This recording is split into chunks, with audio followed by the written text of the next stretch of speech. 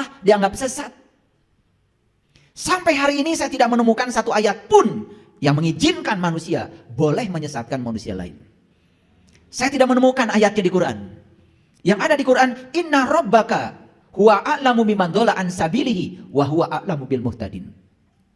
Hanya Tuhanmu yang berhak untuk mengatakan siapa yang dapat petunjuk dan siapa yang tersesat di jalannya. Hanya Tuhan. Itu Quran loh. Kita cuma berkoar-koar aja. Pedoman hidupnya Quran. Pedoman hidupnya Quran. Betul? Karena Anda rajin membacanya sampai Anda tidak mengerti isinya. Dan begitu disampaikan isi seperti itu, Anda juga menolaknya. Saya tidak mengerti pedoman hidup Anda itu apa. Sedangkan Quran menekankan inna rabbaka huwa a'lamu biman dhalla an sabilihi wa huwa a'lamu bil muhtadin. Hanya Tuhanmu yang berhak untuk menilai siapa yang tersesat di jalannya dan siapa yang mendapatkan petunjuk. Tidak ada manusia apapun, siapapun yang berkuasa untuk menilai siapapun. Bahkan kita diajarkan setiap sholat mengatakan maliki yaumiddin. Hanya Engkau pemilik hari pembalasan. Hanya Engkau yang berhak menghukum. Hanya Engkau yang berhak menghakimi. Bukankah itu yang kita ucapkan setiap sholat? Dan kita tidak pernah memahami makna dibalik yang tersembunyi di balik itu. Kita hanya menjalankan sholat, membaca kalimat itu seperti robot. Dan berulang-ulang kita membaca kalimat itu. Bahkan kita membaca ihdinas syiratal mustaqim, ihdinas syiratal mustaqim, tunjuki aku ya Allah ke jalanmu yang lurus. Itu kan sebuah permintaan.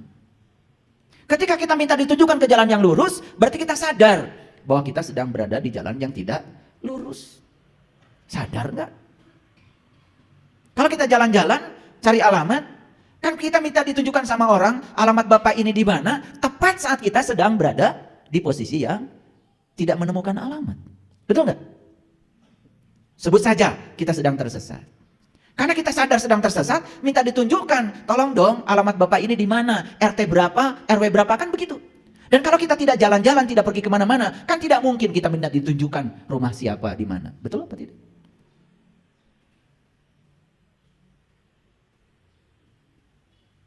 Dan hari ini saya akan berbicara bahwa kebenaran itu selalu ditemukan dalam kesederhanaan, bukan dalam kerumitan. Yuk sekali lagi. Ikan tadi mengambil kehidupan dari mana? Dari tempat hidupnya, air. Burung mengambil kehidupan dari mana? Dari tempat hidupnya, angkasa. Jawab dengan jujur. Manusia hidup di sini, bukan? Di ruang kosong, bukan? Ini tempat kita hidup. Sadar nggak? Kalau sekarang kita sedang mengambil kehidupan dari sini. Betul? Dan kita suatu saat akan mengembalikan kehidupan ke sini. Makanya orang mati disebut menghembuskan napas yang terakhir. Kemana? Ke sini. Kita masih mencari tempat abadi. Katanya nanti, ya Allah. Bukankah ini adalah keabadian? Manusia datang dan pergi, tapi ini ada terus dari dulu. Bumi suatu saat juga akan hilang. Oh, bumi juga pendatang baru. Dan menurut para ilmuwan, umur bumi itu sekarang sudah 13,6 miliar tahun. Dan sudah banyak orang yang hidup di sini. Sudah banyak. 13,6 miliar tahun umur bumi, sudah berapa generasi orang yang hidup di sini. Sedangkan umur agama, paling tua juga 3.000 tahun. Agama yang kita anut kan baru diperingati kemarin 1444 tahun. Sedangkan bumi ini sudah berumur 13,6 miliar tahun. Apa kita berani menyatakan leluhur kita dulu celaka semua? Gara-gara berbeda dengan yang disebut dengan agama oleh kita hari ini? Apa leluhur kita sebodoh itu? Lo tidak mewariskan nilai-nilai kebaikan kepada kita? Betul apa tidak? Ini saya berbicara sains, saya berbicara data, saya berbicara fakta. Bukan berbicara ngawur. Dan silakan ya, cek omongan saya. Para ilmuwan fisika sudah bisa menemukan. Kenapa? Sekarang sudah banyak tekniknya. Umur batu saja, sekarang bisa diukur kok. Ini batu umurnya berapa tahun? Bisa. Tidak usah pakai ilmu tinggi-tinggi. Ada yang disebut dengan ya ilmu radioaktif. Kalau kuliah fisika inti kita akan belajar yang disebut dengan peluruhan radioaktif. Kita bisa mengukur umur batu berapa tahun. Coba. Ulangi lagi. Jadi kita hidup di mana? Di sini. Jelas? Sederhana? Oke. Sekarang kita sadari, kita mengambil kehidupan dari mana? Dari sini. Dan kita akan mengembalikan pinjaman kehidupan kemana? Ke sini. Jadi apa sebetulnya ini? Ya tempat hidup. Tapi bisa dijelaskan? Ya nggak bisa. Dan kemanapun kita pergi, kita akan ketemu ini. Akan ketemu ini. Benda-benda langit datang dan pergi. Semua yang bersifat materi datang dan pergi. Hari ini di depan rumah kita ada pohon pisang, besok sudah tidak ada lagi. Semua yang bersifat materi datang dan pergi. Tetapi ruang tempat tumbuhnya pohon pisang kita ikut pergi. Sadar nggak? Kita belajar keabadian jauh sekali ke sana, pakai ilmu katanya. Sampai tidak sadar yang sekarang, di sini, saat ini sekarang. Sampai orang tua kita tuh menyebut, ini tuh namanya Sang Hyang Taya. Taya tuh ayah. Tapi ayah, ayah tapi isi tapi kosong, kosong tapi isi. Itu saja tidak disadari. Sederhana gak? Sederhana? Yuk. Allah mengatakan di Quran, aku meliputi semua manusia. Aku meliputi seluruh makhluk hidup. Cukup informatif kalimat itu bagi kita? Apa maknanya? Coba. Samudra meliputi ikan-ikan yang di samudra. Berarti ikan ini diliputi oleh siapa? Yang meliputi. Nah, yang diliputi itu pasti sosok. Ikan itu ada sosoknya. Tapi yang meliputi kan gak ada sosoknya. Karena kalau dia sosok tidak mungkin bisa meliputi.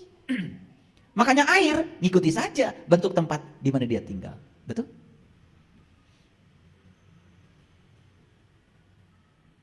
Nah, ini manusia diliputi. Allah mengatakan, aku meliputi segala manusia. Ayo, sederhanakan. Jangan pusing-pusing. Kita diliputi apa sekarang? Diliputi apa? Kan diliputi ini. Terlalu mewah gitu penjelasan saya? Karena kita berpikir ruwet terus dari dulu. Lalu memposisikan Tuhan sebagai sosok yang tinggal di jauh di sana-sana. Pakai baju itu, pakai baju ini kayak raja gitu. Lalu disuruh-suruh oleh kita supaya ngikutin keinginan kita. Ada yang harus diperbaiki di otak kita. Makanya orang-orang bijak mengatakan pikiran itu bukan ciptaan Allah. Yang ciptaan Allah itu otaknya. Tapi kalau pikiran, ciptaan lingkungan, ciptaan masyarakat. Kita berpikir hari ini tergantung apa yang pernah kita lihat, yang pernah kita dengar, tergantung paradigma apa yang pernah dijejalkan kepada kita. Hari ini kita mengatakan, kalau kita baik sama Allah, Allah akan baik sama saya. Dan kalau saya tidak baik sama Allah, Allah akan mengazab saya, menghukum saya. Itu paradigma. Itu bukan Allah yang sebenarnya. Bagaimana mungkin Dia yang Maha Pengasih, yang Maha Penyayang, menyiksa hamba yang dicintainya? Betul apa tidak? Tetapi paradigma itu masih ada di otak kita. Sampai-sampai kita lebih suka memposisikan Allah sebagai mitra dagang kita daripada memposisikan Allah sebagai kekasih. Wah, saya sedang banyak masalah nih. Kayaknya saya harus tahajud. Sudah. Malam-malam bangun. Begitu bangun, kata malaikat, tumben. Lah biasanya juga nggak bangun, tiba-tiba bangun. Kan malaikat bilang, tumben. Tetangga kita nggak pernah datang ke rumah kita. Tiba-tiba datang, pasti bilang, tumben. Dalam batin pasti bilang, ada apa ya? Pasti pinjam uang. Karena tumben itu berikutnya adalah muatan. Coba, ya, tidak pernah menyapa kita, tidak pernah baik sama kita, apalagi memeluk kita. Tiba-tiba ketemu memeluk kita. Pasti bilang, tumben.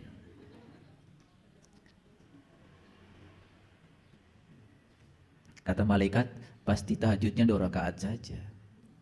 Mintanya suabrek. Karena kita terlalu biasa menjadikan Tuhan itu sebagai mitra dagang kita. Bukan menjadikan Tuhan sebagai kekasih. Kalau orang yang menjadikan Tuhan sebagai kekasih, namanya kekasih itu melakukan kebaikan bukan karena kebaikan kita. Dan kita pun melakukan kebaikan kepada Tuhan, tidak pengen apa-apa. Melakukan kebaikan, ya melakukan kebaikan saja. Begitu nggak ibadah kita? Tidak. Karena kita lebih suka memposisikan Tuhan sebagai mitra dagang kita daripada memposisikan Tuhan sebagai kekasih. Ya, hidupnya ya seperti itu saja. Dari waktu ke waktu kesadarannya juga begitu-begitu saja. Itu paradigma. Karena dia menempatkan Tuhan di pikiran dia seperti itu. Kenapa pikiran seperti itu? Karena dibesarkan di lingkungan yang seperti itu. Setelah itu dia mengizinkan. Dia mengizinkan agar dia menjadi seperti lingkungannya. Tidak menjadi dirinya sendiri. Dan kalau semua ditanya, pasti tidak ada argumen. Kenapa Anda takbiratul ihramnya seperti itu? Pasti jawabannya, kan orang lain juga begitu. Dan kenapa ketika Anda sholat, mengacungkan telunjuk, bukan jempol. Karena orang lain juga mengajukan telunjuk. Itu saja jawabannya. Tidak ada argumen yang masuk akal. Padahal Nabi Muhammad sudah mengatakan, as-sholatu mi'rajul mu'minin. Dalam gerakan sholat itu ada simbol. Ada tata cara untuk mi'raj. Mi'raj itu bahasa sastra. Bahasa Qurannya adalah liko. Walaupun di Quran ada Quran surat Al-Ma'arij. Itu juga cerita tentang perjalanan menuju Tuhan. Tapi Quran lebih banyak menyebut kata liko. Liko, liko. Itu perjumpaan. Jadi gerakan sholat itu dari takbir sampai salam. Isinya itu syarat sekali dengan simbol-simbol. Kita nggak ngerti maknanya apa. Kita hanya melakukan itu sebagaimana orang lain melakukannya. Begitu bukan? Oke. Ketika saya mengajak umat ini berpikir sederhana, malah saya disalahkan. Contoh, Quran bilang, mengingat Allah itu persis seperti kamu mengingat bapakmu. Itu kata Quran. Fazkurullah kazikrikum aba'akum. Itu ayatnya. Saya bacakan Arabnya, takut kalian gak percaya. Kalau gitu saya bacakan lagi. Itu Quran surat Al-Baqarah 200. Nah, takut gak percaya. Nanti disangka ngarang saya.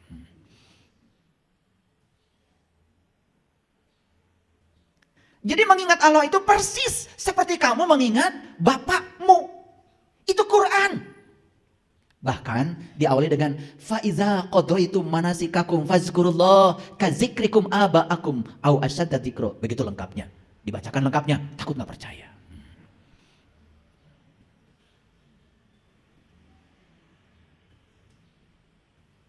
Sekarang saya tanya, sekarang ingat gak sama bapak? Ingat gak sama bapak? Bapak, ayahmu, abi, abah. Ingat sekarang? Ingat? Ingat? Ada suaranya? Enggak ada. Dan yang bisa ingat sama bapakmu hanya orang-orang yang kenal bapakmu. Ini omongan saya masuk akal nggak? Kan yang bisa mengingat bapakmu, satu kamu, anaknya. Yang kedua, tetanggamu yang pernah jumpa dengan bapakmu. Yang ketiga, siapapun orang yang pernah jumpa dengan bapakmu. Lah saya belum pernah jumpa sama bapakmu, disuruh mengingat. Walaupun saya tahu namanya, misalnya namanya Amir. Lah kan saya juga tidak bisa mengingat bapakmu walaupun sudah ada namanya. Terus ambil tasbih gitu, langsung Amir. Begitu. Saya ingin membawa kalian kepada kesederhanaan kebenaran. Karena kita sudah terlalu ruwet selama ini berpikir. Ulangi lagi. Ingat sama Bapak sekarang? Ingat. Kenapa ingat? Satu, sering jumpa. Dua, kita jadi kenal. Kalau gitu saya tanya lagi. Ini kesederhanaan. Jumpa dulu, kenal dulu. Yang benar. Jumpa dulu, kenal dulu. Ya jumpa dulu. Kalau sering jumpa, baru kenal. Kenal itu akibat sering jumpa. Bahkan kalau sering jumpanya bukan hanya kenal, cinta. Makanya ya dalilnya orang Jawa Tengah, Jawa Timur, witing tresno, jalaran soko kulino. Pada pintar. Tapi begitu diterapkan kok jadi gak pintar, itu yang saya bingung. Sesederhana itu. Ulangi. Ingat sama Bapak sekarang. Ada suaranya? Gak ada. Yang bapaknya Amir kan gak usah bilang Amir. Yang bapaknya Emot gak usah bilang Emot. Betul gak? Betul apa tidak? Nah mengingat Allah itu persis seperti kamu mengingat bapakmu. Itu kata Quran. Sekarang saya tanya, ingat sama Allah.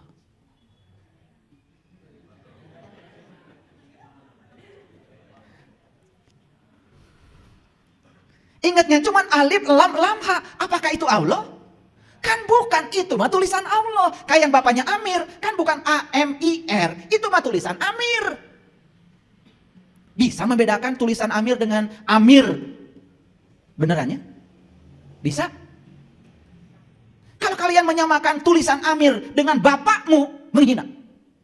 Mana Amir? Ini A-M-I-R. Loh, itu kan tulisan Amir, bukan Amir. Dan tulisan Amir gak bisa makan air, gak bisa makan nasi, tidak bisa minum air, tidak bisa menyapa, mati. Betul? Awas. Alif lam lam ha bukan Allah. Itu mah tulisan Allah. Bahkan Allah itu awalnya juga gak ada namanya. Kan bapakmu yang Amir juga baru ada namanya setelah ada barangnya. Sekarang saya nanya dulu, ini kesederhanaan berpikir. Barangnya dulu, namanya dulu. Setelah ada barangnya gubrak alam kalam dunia. Betul? Kasep. Mancung. Lengana dua. Sampai na dua. Dipasihan aja dengan Amir. Betul? Ya. Jadi menyebut-nyebut Amir. Bisa tahu dan kenal pada Amir? Gak bisa. Bisa tahu dan kenal ke Amir? Mun sering penak sareng Amir. Sederhana? Oke. Sekarang saya tanya. Tahu zikir? Zikir bahasa Arab, apa artinya? Mengingat. Awas ya. Zikir artinya mengingat. Coba saya tes. Ini sederhana. Amir, Amir, Amir, Amir. Saya sedang apa? Udah mulai pinter nih. Kan tadi saya sedang menyebut. Menyebut itu barangnya juga beda alatnya. Menyebut itu pakai alatnya ini. Tapi mengingat. Ya yang jelas saya ingat bapak saya. Tapi nggak tahu di sebelah mana itu alat buat mengingatnya. Gaib. Tapi saya ingat bapak saya walaupun sudah meninggal 10 tahun yang lalu. Saya sekarang masih ingat ya senyumnya. Ingat kebijaksanaannya. Ingat pecinya. Ingat baju kesukaannya, ingat cara beliau pakai sarungnya, bahkan nyomotnya aja sampai sekarang saya masih ingat. Beda mengingat dengan menyebut. Oke. Jadi kalau kalian sedang subhanallah, subhanallah, subhanallah, menyebut atau mengingat? Menyebut. Zikir bukan itu. Zikir bukan. Sesederhana itu. Kenapa tuh kalian bilang saya lagi zikir? Padahal lagi menyebut.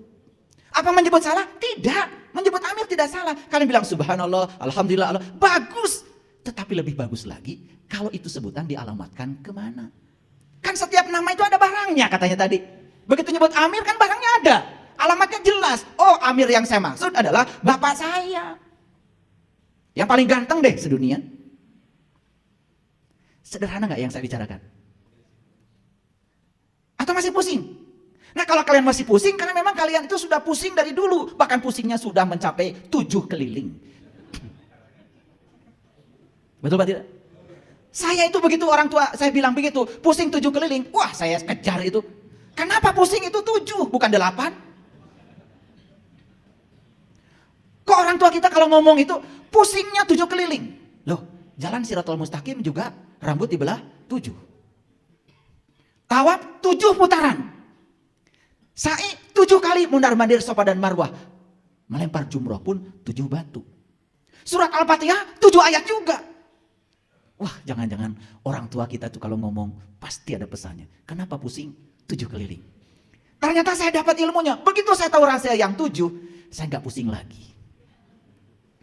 Makanya sepanjang kalian belum tahu rahasia yang 7, kalian selamat pusing 7 keliling. Ini bahasa sehari-hari kan, yang kalau dielaborasi secara saintifik keren, keren. Cuman kita jarang memikirkannya, itu aja. Paham ya? Oke. Sederhana saya bicara kebenaran hari ini.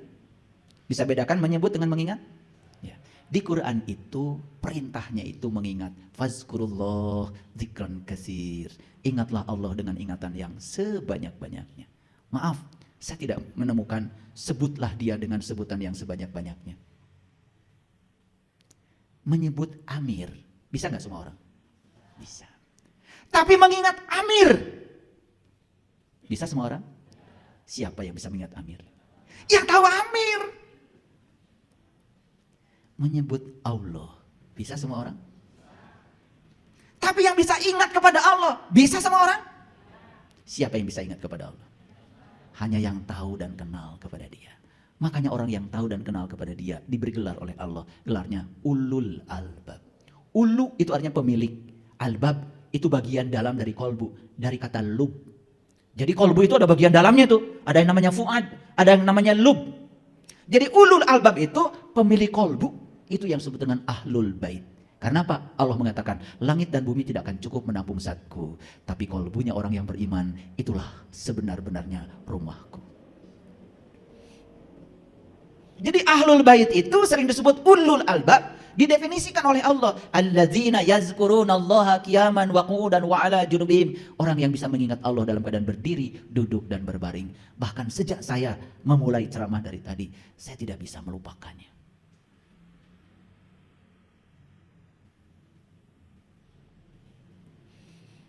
Clear sampai sini? Oke, lanjut. Ini baru bahas judul. Udah setengah jam.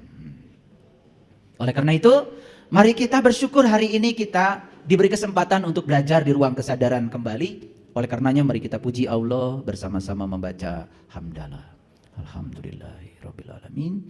Mari kita mohon ridho dan berkah Allah. Semoga hari ini kita bisa menemukan kebenaran dalam kesederhanaan. Kita sapa asmanya dengan kelembutan dan cinta seraya membaca basmalah. Bismillahirrahmanirrahim.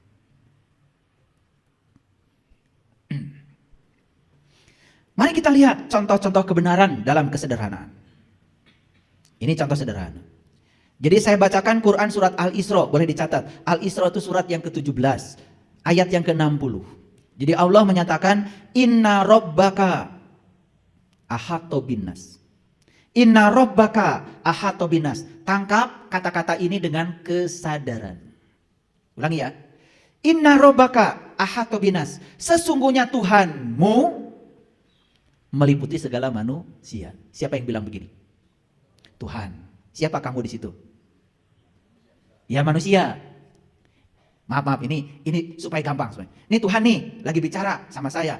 Sesungguhnya Tuhanmu, kata Tuhan, meliputi segala manusia. Inna Rabbaka ahato binnas. Itu kata-kata Tuhan kepada saya. Jadi kalau saya berbicara tentang Tuhan saya, kan bahasanya begini. Sesungguhnya Tuhanku meliputi segala manusia. Paham? Sederhana? Masih belum mengerti? Konsen. Makanya kalau mau ngaji hari Selasa, pagi-pagi minum air wortel. Ya. Khusus Selasa jangan makan nasi goreng. Nah ini kayak gini lambat.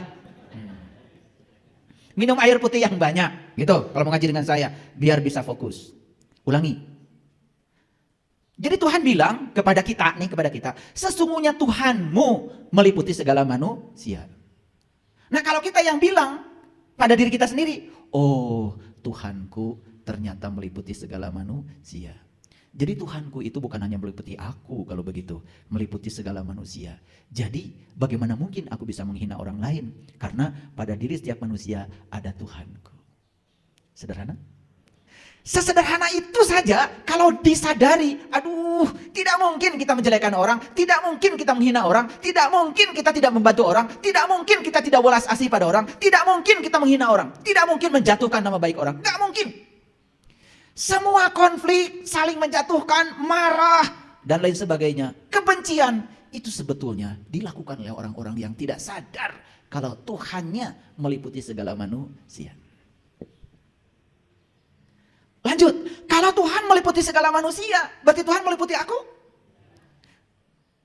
Kalau Tuhan meliputi aku, kesadaran apa yang harusnya aku tanamkan? Oh, Tuhan meliputi diriku. Dia mewujud sebagai daya hidup pada diriku. Dia mewujud sebagai nafasku yang tidak pernah tidur, tidak pernah ngantuk. Bagaimana mungkin aku bisa berbohong kepadanya? Karena dia bersamaku. Jadi diri kita selalu waspada, eling, mawas diri. Dan kewaspadaan ini pun kita terapkan untuk memberikan welas asih, cinta kasih pada semua orang. Makanya saya pastikan semua orang-orang yang sudah sampai di kesadaran itu hidupnya penuh dengan welas asih. Boro-boro ingin menyakiti orang lain, yang ada di otaknya itu ingin jadi matahari, memberi, menyinari, satu arah. Dan matahari memberikan sinarnya satu arah. Tidak pernah minta balasan, tidak pernah minta balikan. Orang-orang yang suka minta balasan, semua orang-orang yang tidak sadar kalau semua yang ada dalam dirinya adalah pemberian. Sadarkah kita sebetulnya kenapa kita harus memberi? Karena semua yang ada di tangan kita adalah pemberiannya. Jadi saya kemarin bicara dengan sahabat kita yang baru saja ikut pelatihan workshop untuk bimbingan meniti ke dalam diri dari Singapura. Begitu saya jelaskan, saya punya program namanya BSI Peduli, Bumi Spiritual Isbatul Yakin Peduli. Apa itu ayah? Saya bilang, kita santuni anak-anak yang tidak bisa sekolah, kita santuni orang-orang yang tidak bisa makan, dan setiap bulan saya membagikan ya santunan ini pada banyak orang. Sampai dia mengalami kemapanan secara ekonomi.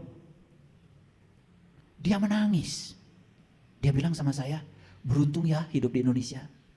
Loh, beruntung banyak yang disantuni. Di Singapura susah katanya ayah. Cari orang yang mau disantuni. Langsung saya bilang dalam diri saya. Pokoknya saya langsung telepon murid-murid saya bilang, kita harus berterima kasih sama orang-orang yang mau disantuni. Karena di negara lain susah cari orang yang disantuni. Jadi kalau di kita banyak itu, waduh luar biasa. Berarti kesempatan kita berbuat baik di sini luar biasa. Bagi yang sadar. Sekali lagi, sadar. Yang sadar, boro-boro mikirin itu. Paling juga yang gak sadar mau, wah kamu kemarin saya kasih kok tidak berterima kasih pada saya. Bulan depan coret. Itulah orang yang tidak sadar. Kalau dia sudah berakhlak seperti akhlaknya Allah. Allah itu tidak pernah gampang nyoret kita. Kamu kemarin berbohong ya, langsung dicoret. Besok diambil nyawanya. Enggak. Tetap aja masih diizinkan berbohong lagi. Itu welas asihnya Allah tuh begitu. Betul gak? Makanya wa ahsin kama ahsanallahu ilaika. Berbuat baiklah kamu seperti aku berbuat baik kepada kamu. Luar biasa. Allah mengajarkan nilai-nilai kebaikan itu luar biasa. Baik. Jadi sadar sekarang kalau Allah meliputi semua manusia. Allahnya siapa? Allahmu. Kan Allah bilang, inna rabbaka ahata binas. Sesungguhnya Tuhanmu meliputi segala manusia. Sadar sekarang, oh ternyata Tuhanku bukan hanya meliputi aku, tapi meliputi segala manusia. Jadi sebetulnya tubuh kita berbeda, tetapi di tubuh kita ada Tuhan yang sama. Oh lebih jauh lagi. Lebih jauh lagi. Apapun keyakinannya, apapun agamanya, kan dia juga diliputi Tuhan. Betul? Jadi kalau orang yang sadar sampai di titik ini melakukan kebaikan pun tidak mesti ditanya apa keyakinannya, apa agamanya. Bahkan kalau mau mendoakan mereka pun tidak pernah ditanya apa keyakinannya, apa. Rahayu Sagung Dumadi. Semoga seluruh makhluk hidup di semesta ini, baik yang kelihatan maupun tidak kelihatan, selalu berbahagia. Itu doa mulia sekali. Semoga keluarga saya bahagia. Yang lain gak usah. Itu doamu begitu. Biar saya aja yang panen banyak, tetangga gak usah. Biar dimakan tikus sama burung. Wah, orang kayak gini rezekinya gitu-gitu aja. Jadi kalau ingin rezeki kita berkelimpahan, menakjubkan hidupnya, buka semua pintu-pintu rezeki. Salah satunya adalah bahagiakan semua orang tanpa batas. Tidak usah dibatasi oleh keyakinan apa. Dendam di sini tuh masih ada. Begitu dikabarkan si Anu mengajarkan ajaran yang salah, langsung benci. Padahal kita pun tidak mengerti yang diajarkan apa. Kadang-kadang begitu mudah kita dibakar oleh api kebencian. Padahal kita tidak tahu apa-apa. Saya kasih tahu, membenci kejahatan saja, itu kita sudah berkontribusi membangun kejahatan. Benci pada orang yang melakukan kegelapan, kita pun sebetulnya sudah menyumbang kegelapan. Apalagi kalau kita melakukan kegelapan itu sendiri. Yuk kita sadar, dengarkan kajian saya yang kemarin. Dan semua kehidupan itu diliputi oleh cahaya, bukan kegelapan. Jadi dari ayat yang tadi, banyak gak implikasinya? Dari ayat yang tadi, ini baru satu ayat. Sesungguhnya Tuhanmu meliputi segala manusia. Oh ternyata Tuhanku meliputi segala manusia. Yang namanya manusia, apapun keyakinannya, apapun agamanya, apapun sukunya, apapun warna kulitnya. Kan manusia. Kalau Tuhan meliputi mereka, berarti kita pantas dan layak untuk menghormatinya. Setuju?